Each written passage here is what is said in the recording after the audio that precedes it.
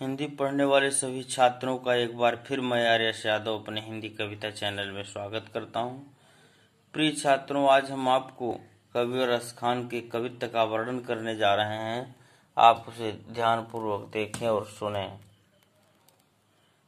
गोरज बिराजे भाल लहलही बनमाल, अवागे गया पीछे ग्वाल गावई मृदुबानी री। तैसी धुनि बांसुरी की मधुर मधुर जैसी, बंक चितवन मंद मंद मुस्कान री।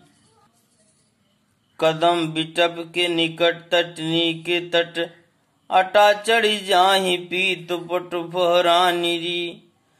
रस वर्षा वही तन तपनि बुझावई, नैन प्राणन रिझावई वह आवई रस खान री। अब आप शब्दार्थ पर ध्यान दीजिए। गोरज का अर्थ है गायों के पैरों से उड़ने वाली धूल। भाल का अर्थ है मस्तक। बिराजे का अर्थ है सुशोभित होना। लहलही का अर्थ है शोभायमान हो रही है।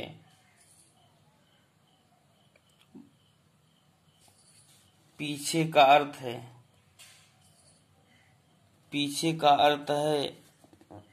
पीछे।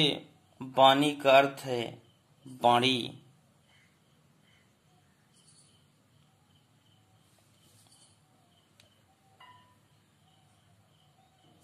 बंक का अर्थ है तिरछी निगाहों से देखना। मंद मंद का अर्थ है धीरे धीरे। मुस्कान का अर्थ है मुस्कुराते हैं। बिटप का अर्थ है वृक्ष। तटनी का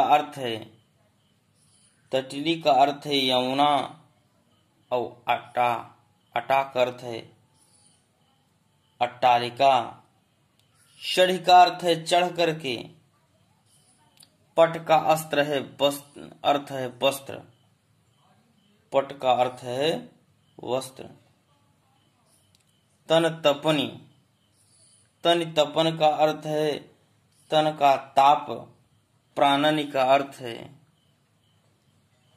प्राणों को। अब आप संदर्भ पर ध्यान दीजिए।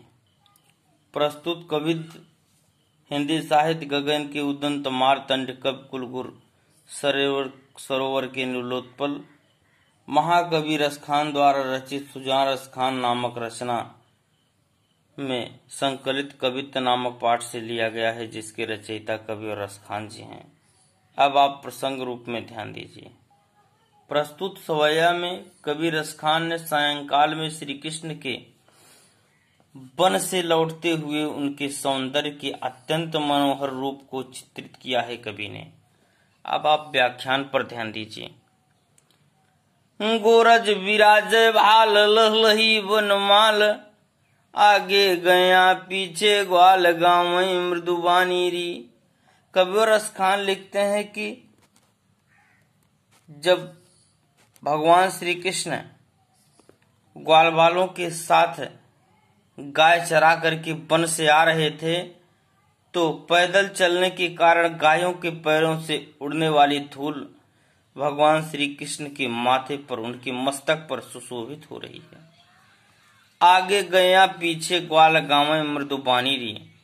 आगे आगे गायें, पीछे पीछे सभी ग्वाल बाल मीठी बाणी में गोधन नामक गीत को गा रहे हैं। तैसी धुनि बांसुरी की मधुर मधुर जैसी, उसी के अनुरूप भगवान श्री कृष्ण मधुर आवाज में अपनी बांसुरी को बजा रहे हैं।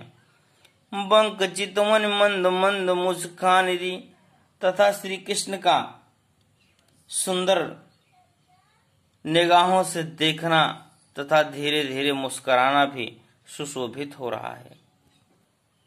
कदम बिटप के निकट तटनी के तट, अटा चढ़ी चाही पीत पट पर आनी री। कवि रस खान लिखते हैं कि भगवान श्री कृष्ण कदम्ब के वृक्ष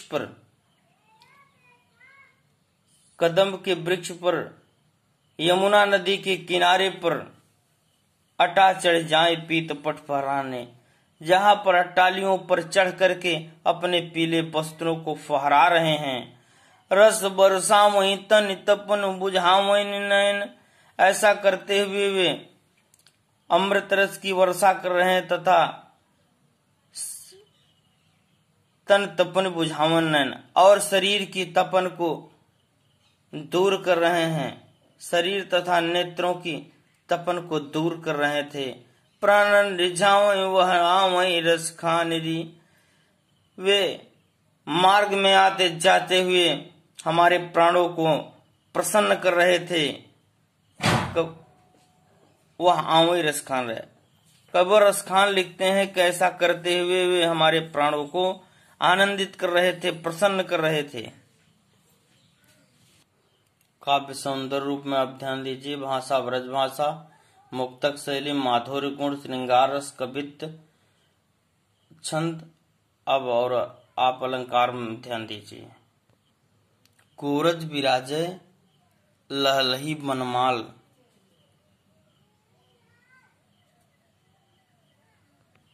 निकट तटनी के तट तन तपनी में क्रमशः र ल त और न वर्ण की पुनरावृत्ति होने से यहाँ पर अनुप्रास अलंकार है।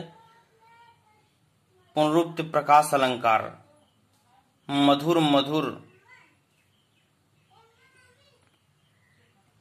मधुर मधुर और मंद मंद एक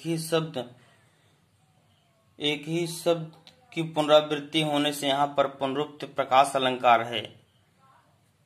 प्रिय छात्रों, आप हमारे वीडियो को लाइक करें, शेयर करें और अच्छे ज्ञान के लिए आप हमारे चैनल को सब्सक्राइब करें और अन्य वीडियो को प्राप्त करने के लिए हमारे चैनल के बेल आइकन को प्रेस करें। धन्यवाद।